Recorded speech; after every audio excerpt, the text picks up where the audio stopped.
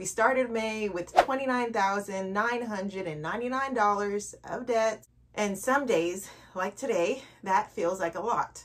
But on other days, that seems like very little compared to where we came from.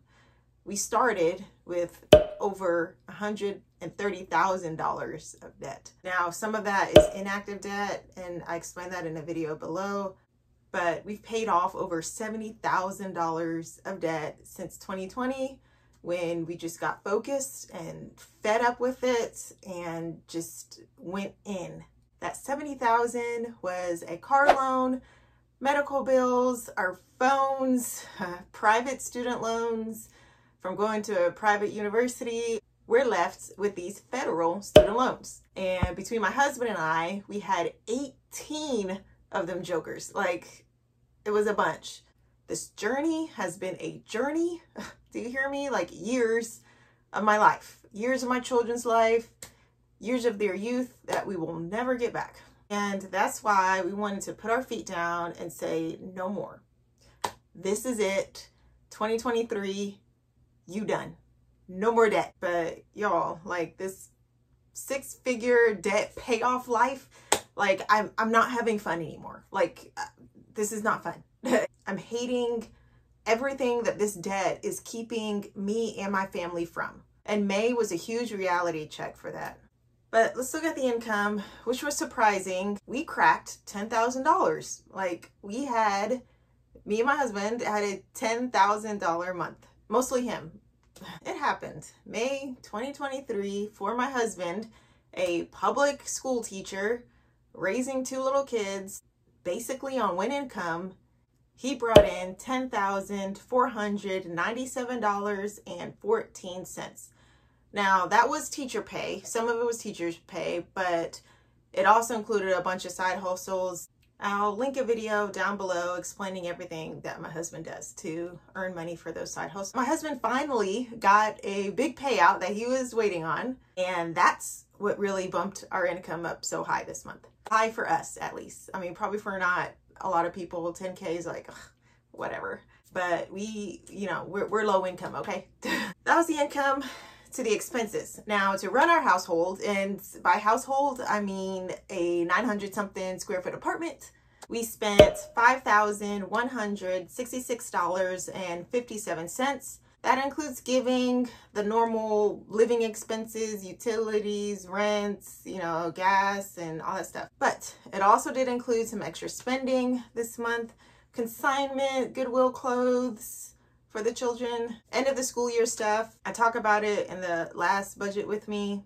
So given our income and our expenses that we have to pay, our debt payoff for the month of May was $4,524.64. We sent over $4K to debt this month.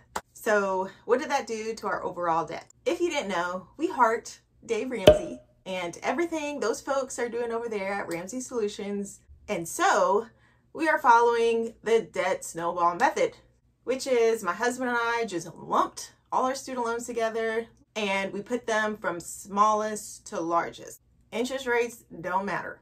We were down to our last 4 at the beginning of May. We had $3,273.37 left on loan 15, but we killed it this month, okay? Knocked it all the way out. Like, it's over. So we're down to our last 3 loans now. It's loan 16 that's next on our debt snowball. It is $7,774. And after we paid off loan 15, we had $1,251.27 left. So we dumped all that to loan 16. And it brought it down to the current $6,522.92. And it's that loan plus 2 others that make up our current total debt of $25,474.36. Our goal this year was to pay it all off, to pay off that $25,400 and some odd dollars. Pay it all off by the end of 2023. But to say that I am feeling the pinch is an understatement. I know that it's really not, you know, a big deal. to some people. Like, I get it, and I appreciate the heart that's coming from, but when you hear your kids complaining about the food that they're eating, the dinner that they've had over and over again, or when you're wearing the same ugly clothes over and over and over for years, guys, like I'm talking years, you're wearing the same clothes. When you can't travel to see your family that you haven't seen in years. And here's the kicker this week, at least one of the kickers this week. When your little girl asks to take piano lessons and you can't, and at this point we're kind of used to saying no, but when she is offering, or when she's asking how much does it cost, and I can make my own money, is $50 enough? That's a lot. When that happens, you get tired. And it's not a tired like I need to take a nap tired. It's a tired where I am desperate. I'm just fed up and tired of this. Like, really ticked off at it. Like it's messing with my kids. Like, I can't do things for them because I'm sending $4,000 something to debt every month. That's what it comes down to. What's also like the icing on the cake that's been really eating at me is when you are around other people who basically have everything that you can't have.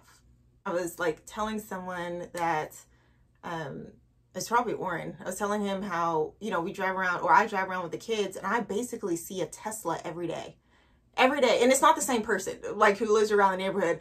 I see a different Tesla every day. Like, we live in this city of, I guess, excess, or people just have it together to where, you know, we go to a play date with kids, we roll up, and it's $1 million house. Or $500,000. I mean, whatever, between that, $500,000 and $1 million home. And we literally just stepped out of our 900 something square foot apartment where my kids have to share a room.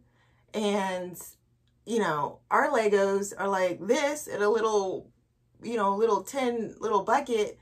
And we go and they got a whole room of Legos and everything else, like a whole playroom. Like, I'm not the only one who notices, you know, like my kids do, and they're making connections of, certain people have this, but we have that. That hurts. And that will get you ticked off. It'll either make you ticked off or it'll make you depressed. Like, it's very depressing. All that to say, my husband and I were thinking about me going back to that part-time job just to keep this momentum going with this debt. I mean, he got a huge payout this month, but he may not get one next month. So there goes our debt payoff. Like, how much are we going to be able to throw next month? I mean, he does have a couple other projects he's working on, but the summer job that he was going to do is actually probably not going to pay as much as we thought. And so that's going to slow some things up probably this summer too.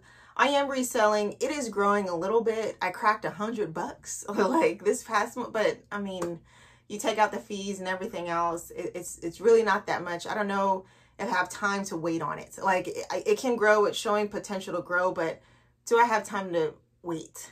I actually got a big sale this week. I'll share that on our Instagram. It should be on there. We're at Debt Haters on Instagram if you want to follow us there. But every time we talk about this job thing, I really just want an online business. Like, our time, everyone's time obviously is very limited. You can't do everything. So it's basically trying to figure out, where can we make the most money? Like, that's all I care about right now is the money. What's going to make the most money? So I just basically had a moment, you know, this week, actually like 2 or 3 moments of just wanting to be done. But something that I heard actually this morning, and I think it relates, even though it was about motherhood and being a biblical wife and all that kind of stuff, I think it relates to personal finance and particularly this debt-free journey. And it's this: have a moment, but only for a moment. Basically, you got to get back up. You got to wipe the tears away, and you have to get back in the game. Like, take that time, have a moment, but get yourself back together. Like, sometimes I have to cry. Like, I have to literally mourn that I can't offer my children a better childhood. They will never be this age again, and I'll never get a chance to redo this. Even like if and when, you know, we get out of debt, I can't go back to when they were 3 or 4 and give them the swim lessons and the ballet. I can't go back and do that. If I didn't do it when they were 3 and 4, I'm literally not going to be able to do it. Like, I lost it.